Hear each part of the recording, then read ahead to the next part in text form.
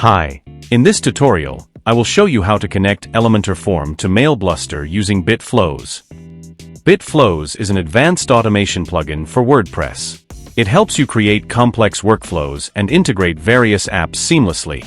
I have already installed the BitFlows plugin on our site. In this tutorial, I will explain how to add a new lead in MailBluster using Elementor Form. I will use Elementor Form as a trigger node to send a message to add a lead in MailBluster. Step 1. Create a new flow. First, navigate to the Flows page. If you have not created any flow yet, click on the Create Flow button. Enter a name for your flow, and then click on the Create button. Once you have successfully created a new flow, it will be displayed like this. Step 2. Add Elementor Form as a trigger. Next, let's add Elementor Form as a trigger in our workflow. To do this, click on the plus icon. A pop-up will appear. From there, search and select Elementor Form, Form's new record as the trigger. After that, click the Listen Response button. Then I will submit a test response from Elementor Form. Once the form submission is completed, the response will appear like this.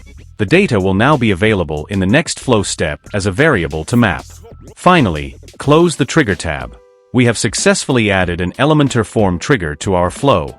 Step 3. Add an action. Now, I will add MailBluster as an action in the workflow. Click the plus icon again, then search and select MailBluster, Add Lead as the action from the pop-up.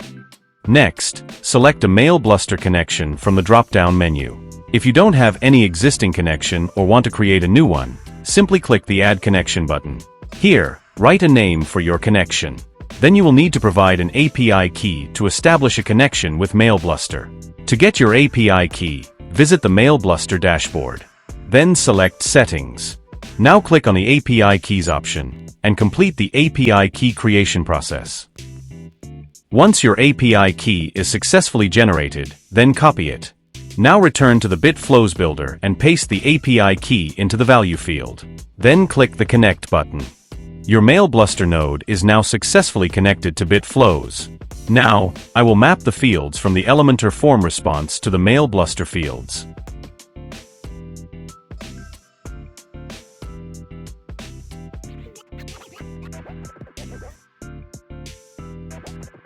Next, you can specify the subscription status type from the drop-down options. Additionally, you also have the option to override the existing contact information with responses, if needed. Enabling the double opt-in feature allows the admin to obtain users' permission before subscribing them to marketing emails via MailBluster, ensuring both compliance and user consent. You can also add tags that you have already created in your MailBluster account. Step 4. Run a final test. After completing all the setup steps, click on the Test Flow Once button to run a test. Then submit a form to trigger a response from Elementor Form. Once your form is successfully submitted, return to the BitFlows builder and click on the Logs button to view the details.